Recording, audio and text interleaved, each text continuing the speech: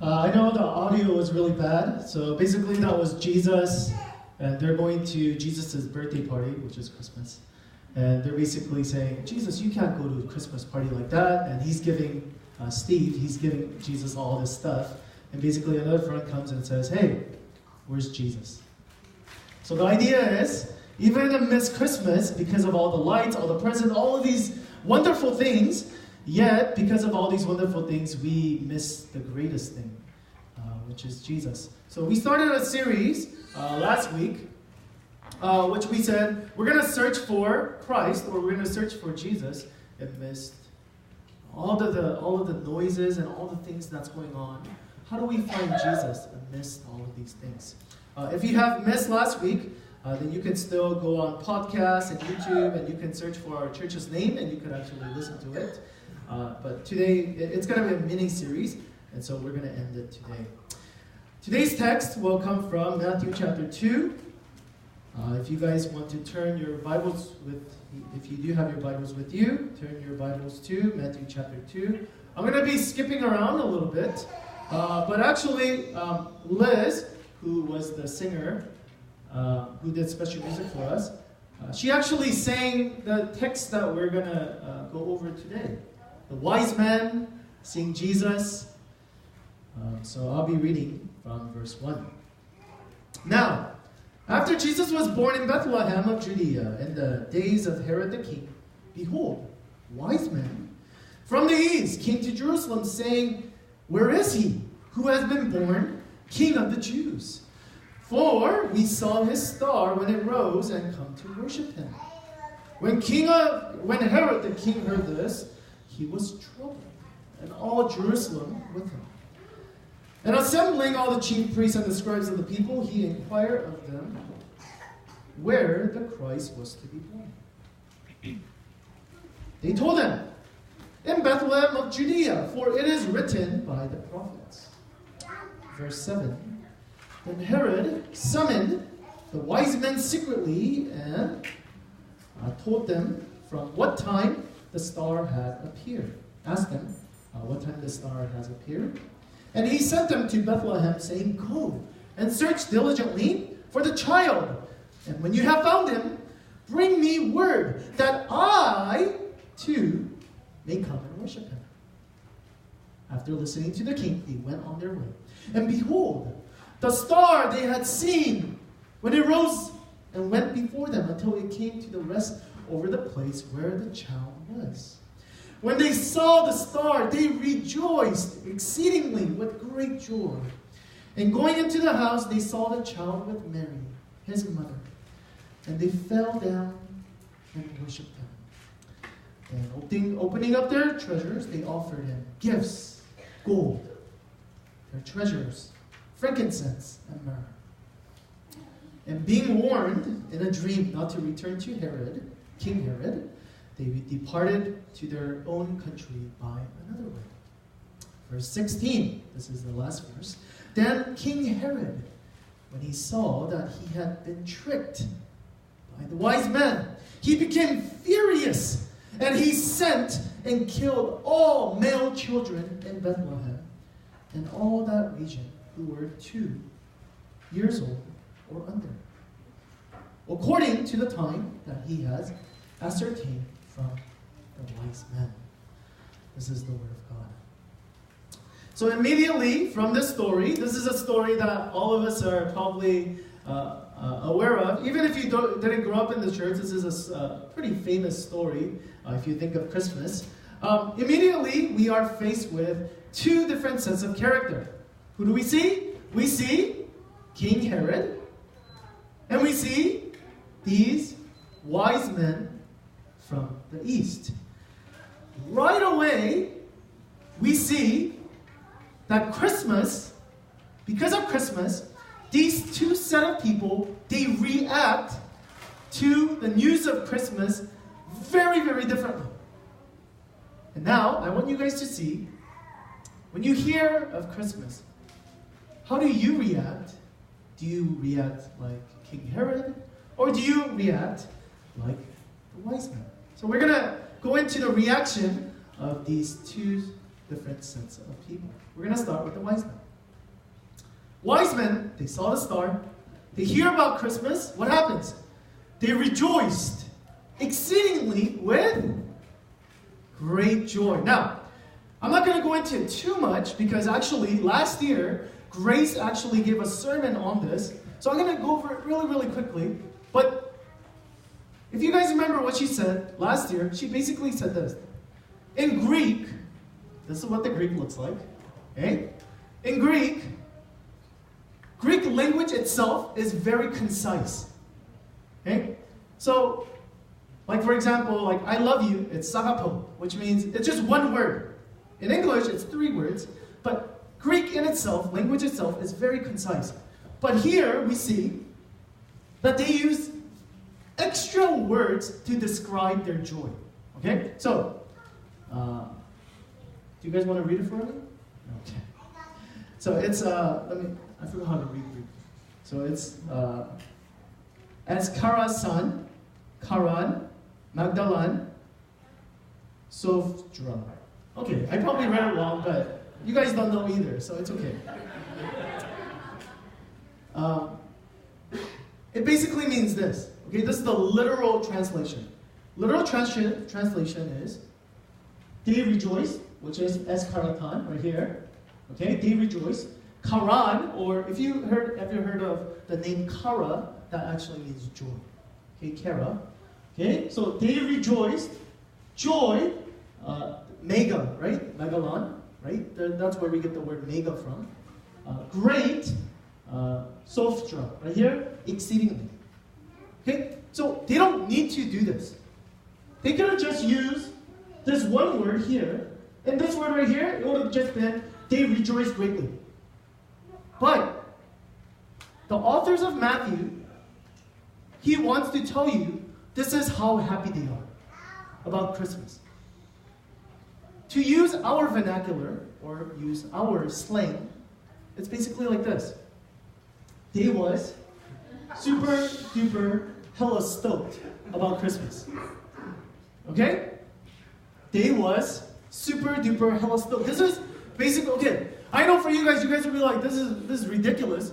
But when people are reading the Bible and they see Matthew's account, they're basically saying, okay, you're using way too much superlative, way too many words here. You could have just said they were happy or they were stoked.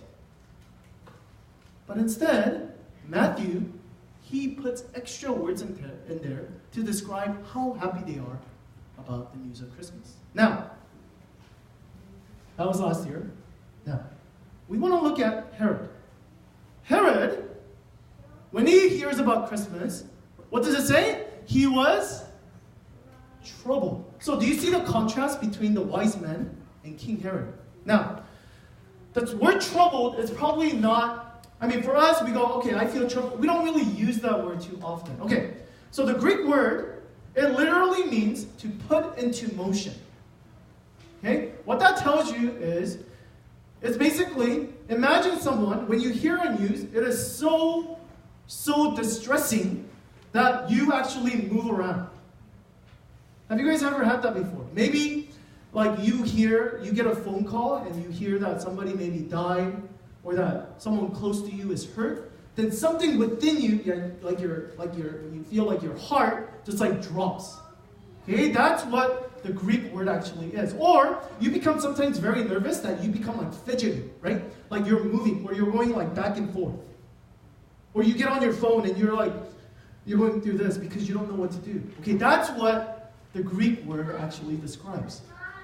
So, we see 2 separate people, and they react to baby Jesus coming on earth, Christmas, very, very differently. On one hand, we have the wise men, super duper hella stoked. We see King Herod, he's emotionally distressed, devastated that this baby is coming, or baby is here. So the question I want to ask you once again, okay, when you hear about Christmas, when you hear that Jesus is coming, okay, how does that make you feel? Are you like the wise men, who's overjoyed? super duper? Or are you super duper distressed and anxious? Today, we're going to talk about King Herod.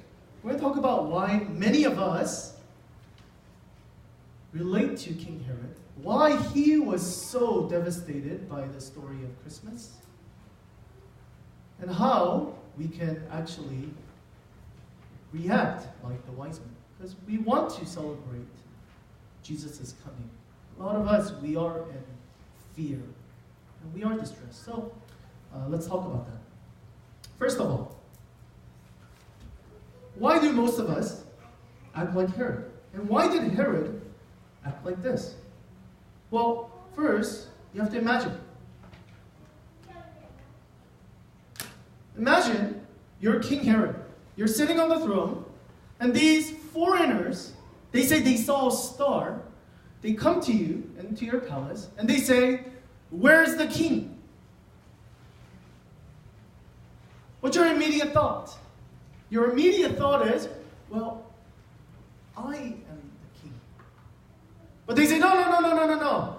We mean the king. The true king. Do you see why this is disturbing and distressing for Herod? For him, he says, whoa. I'm the one who calls the shots. I'm the one who's in control. Are you telling me that there is someone else who's going to come and take away my power and my freedom? That's very distressing indeed. From history, we actually know what kind of person Herod was. Because Josephus, especially, he's a Jewish historian, he writes about him quite a bit. And we know that this king, he was a very, very troubled man. Already, he was a very anxious man. He already killed his family members to be at where he was. And on top of that, he was a very suspicious man. So whenever he saw any of his counselors trying to get power, he would just kill them. And so, we see already from history that this is a man who's hungry for power, who's hungry for control.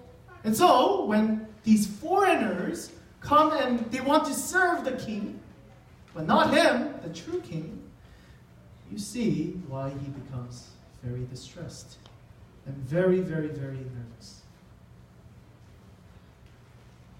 And so, he goes as far as this. Remember, he asked the wise men, I want to worship him too. Go find him for me. But he has other plans. He wants to kill him.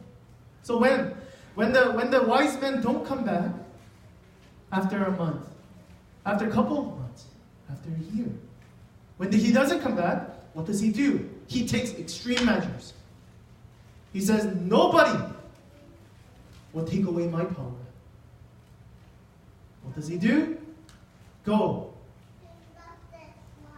He says he becomes furious and he kills all the male children, 2 years and under.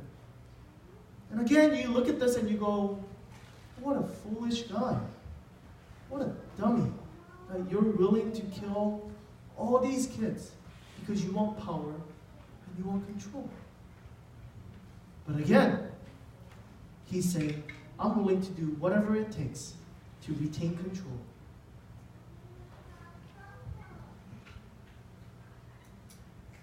Again, we look at this and we go, what a crazy person, right? I mean, I would never do something like this. But if you really think about it, are we any that different? Because it's easy to say very similar things that Herod actually says about our own lives. How dare anyone tell me what to do? Who are you to tell me how to spend my money? Who are you to tell me what I should do? Who are you to tell me what kind of career, what kind of girl or guy I should date?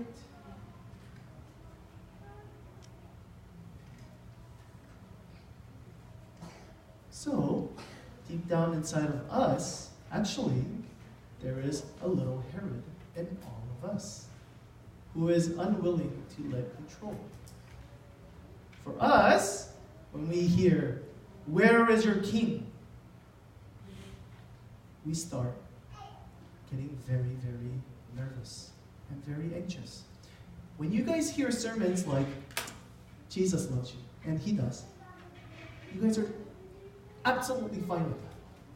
When I tell you that Jesus is a great counselor who listens to you when you're going through a troubled time, which He is, you have no problem with that either.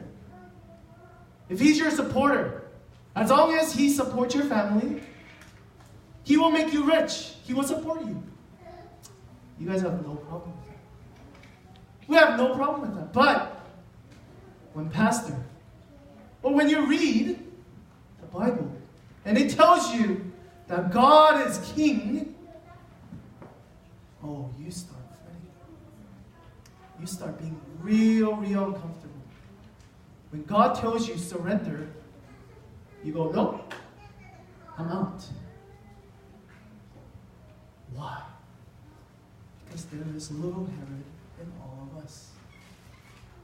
When we realize that Jesus is coming as a king, it frightens us. We have to let go of control. We have to surrender. We cannot do what we want to do. That's terrifying.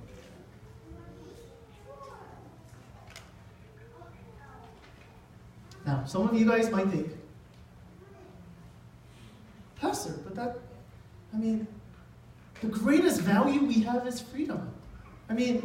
This whole idea, this whole concept of surrender to God. Come on. God is being like a power play here. He's being this come on. He wants to be oppressive. What's wrong with freedom? What's wrong that I want to be the captain and the master of my own life? That's why I left my parents. That's why I'm making a lot of money. That's why I bought this car and this house. So that I can be in control of my own life. What's wrong with that? What's wrong with that? There's two parts. Number one, the first part is, it's because you are not a king. Okay, I'm going to say it one more time. I know it hurts to hear that. But you are not a king. The things that you have are not things that you are born with. These are things that are given to you. The money that you have, the skills that you have, the place that you are in, you are not there because of what you have done. All of the things that we have are given to us. So you think, "Pastor, come on, let me just do whatever I want with my life, my body, my possessions." And God says, "No. None of the things that you have are yours. They're just being given to you. You're just a manager of your kids, of your resources, of your life. You're on borrowed time." Now, again, very, very uncomfortable to hear this. I understand. Why? Again, because there is little Herod inside all of us. We want control. We want glory for ourselves. We want no one to tell us what to do. But look at the mirror. Whether you like it or not, you're going to get older. You're going to die. And there will be judgment. You will be held accountable for what you do, how you live your life. You are not the king. Number two. Wow, that was depressing. Number two, you have to understand God is not being this egomaniac, power-hungry God who says, come on. But what you have to understand is this attitude, this little Herod within us, this is what, okay, let me rephrase it. Look at all the atrocities and all the devastating things that are going on in this world. Okay? I can guarantee you, 99% of the things that are going on in this world is happening because of all the little Herods that are roaming around in this world. All the self-centered, all the selfish people, including us, that are roaming around. Now, you go, Pastor, come on. You're being so pessimistic about human beings. We have done such great things. I agree, we can do great things.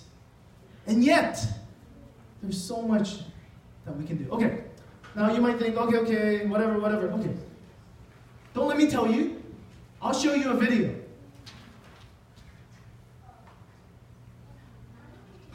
Volume, please.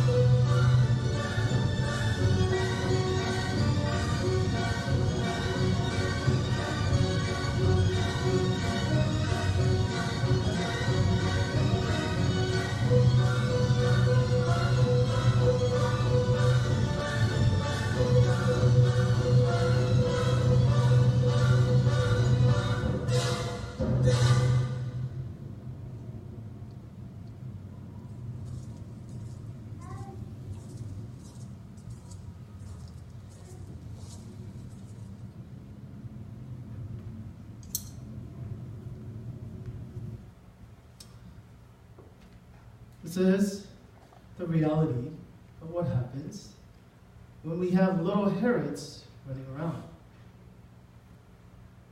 Why do you think we have rules? Why do you think we have laws? Why do you think we have lawyers? If we're such good people, why do we have these regulations? Why do we lock our doors at night? You might think, come on, Pastor, you're being so pessimistic. No, I'm not pessimistic. This is the reality of this world. Yes, there are wonderful people in this world. There are wonderful people in this room. And yet, because we have little Herods all inside of us. All of us, every single one of us, contribute to this atrocity that is happening every single day. And you might think again, Pastor, come on, I would never do this. Then you really don't know yourself. If there are no law, if no one ever knew, if you had no consequences, you would do 10 times this. That is the reality of little Herod in all of us. So for Herod to kill innocent children, that means absolutely nothing to him. There's no tears shed. Why? Because power and glory, that's all I want. Again, this is why this is a problem. And this is what the Bible continues to tell us is our problem. We want to become kings. We want to be in control. But it is because of our control that we're in this mess. The mess that you see in this world, the mess that you see in your life, the mess that you see in your family, it is because of the little Herod that is living in every single one of you.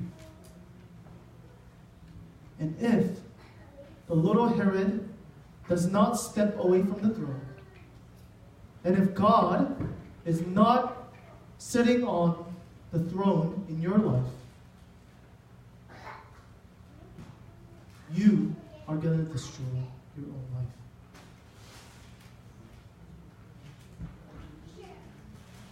Now, there's different ways we react when it comes to this throne and this kind of ideology. Thomas Nagel, he's a philosopher, a real one, not like Chris Rock, and an atheist. This is what he says. He says, this is the reason why I don't believe in God. I am talking about the fear of religion itself. I am speaking from experience, being strongly subject to this fear myself. He says, I am scared of religion. Why? I want atheism to be true. And I am made uneasy by the fact that some of the most intelligent and well-informed people I know are religious believers. It isn't just the fact that I don't believe in God. And naturally, I hope my belief is right. I hope there is no God. So he's not saying, for him at least, he's saying, the reason I don't believe in God is not because it's an intellectual one, because I know many other smart people that are actually Christians. So my reason for not wanting a God is not an intellectual one. This is his reason for why he doesn't want God. He says, I hope there is no God. I don't want there to be a God. I don't want the universe to be like that. Why?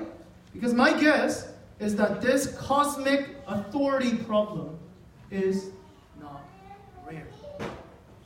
What is he saying? He's saying, essentially, what King Herod is saying, and what I'm saying that all of us have, which is, he's saying, I want to be in control of everything that I have. I don't want there to be God. I don't want a God who is in control of everything, because that means I have to submit. I don't want this cosmic authority. I want to be in charge. So, I rather not believe that there is God. I don't want there to be God. I am the master and the captain of my soul.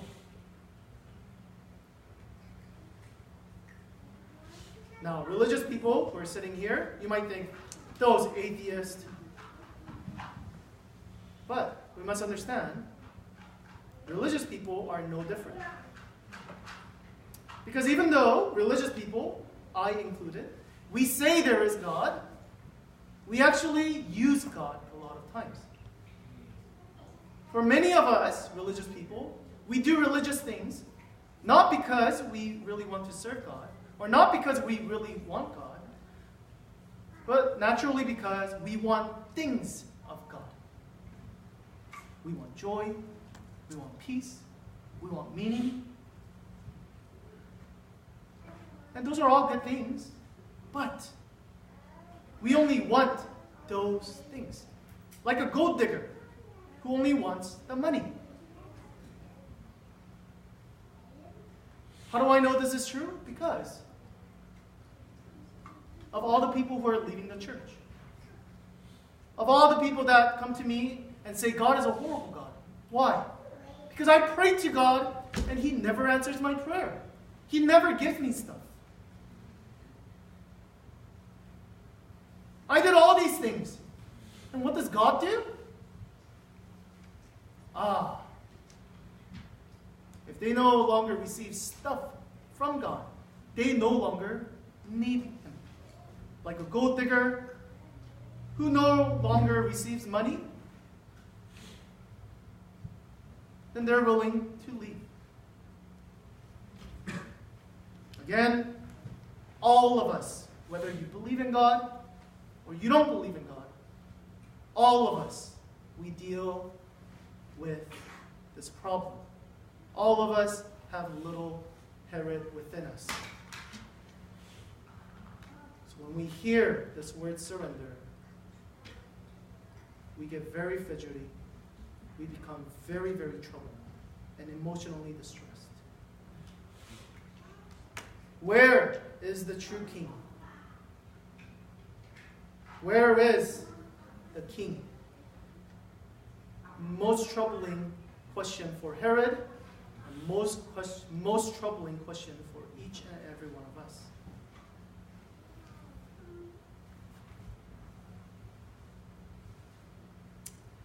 Now, to conclude, I'm going to give you 2 reasons why Christmas actually tells us that despite our fears, despite our anxiety, that we need to stop being Herod and we need to step down.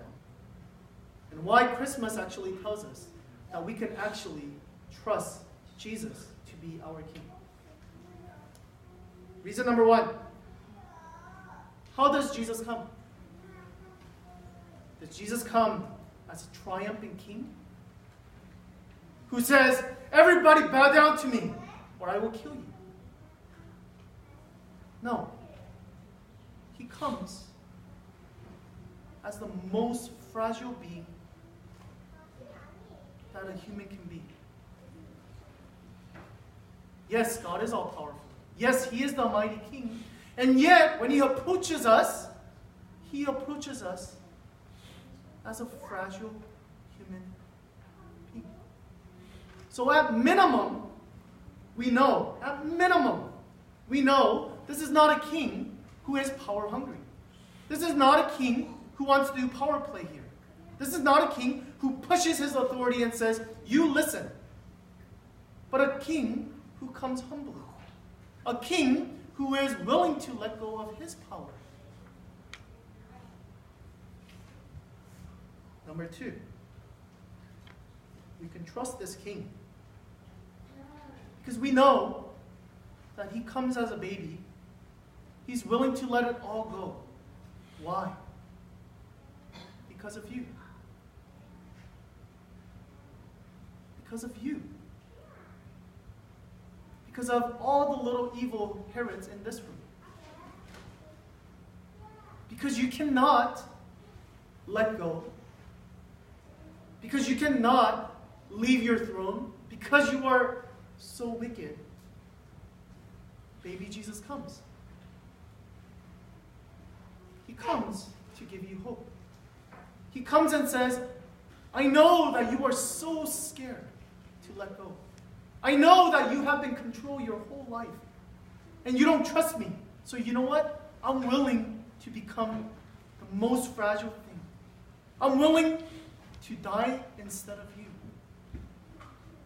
To redeem you. To show you that I am a good king. I am not a king who will come and ruin your life, but I am a king who has come to redeem you. This is why we see the response of the wise men.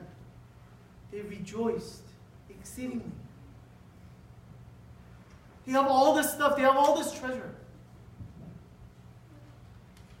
They're not desperate people. They have everything, but they realize what this king meant. So what do? They actually come seek him, and they actually let go. They actually come and worship him. They actually give him gifts. And what's the response? The response is this joy that comes, this freedom that comes. I can assure every single one of you this. I totally, absolutely understand. Because I am just as bad as you. I'm actually probably worse than you. I know that letting control is the most difficult thing in the world. But I can rest assured, not even rest assured, I can tell you this for sure. If you do not let go of your control, you will always for the rest of your life, you will be in distress. You will always have anxiety. You will never be content. Why? Because we live in a world with uncertainty. We live in a world, even though we want control, nothing is in control. Natural disasters, all these things are happening. Okay? Whether there is God or not, your desire for control, this is what's making you unhappy. Because this world, whether there is God or not, this world is ending. You're going to end. No matter how desperately you try to hold on. But for those of you who do believe in God, for those of you who want to believe in God, for those of you who want to say, I'm sick of being in control because I see the stuff that I have done in my own life. I have seen the damage that I have done in other people's life through my little heritage. Then I invite you, as we have celebrated Christmas and as we go into a new year, to let go, to get off your throne room. To realize, again, impossible for you to do it yourself, but to look at the real king. Okay? Look at the real king. Look at the king who's willing to say, I'll let go of anything. I love you so much that I'm willing to do anything for you. Now that kind of person, that kind of God, that is the God you want as your king. Let's go into time of prayer.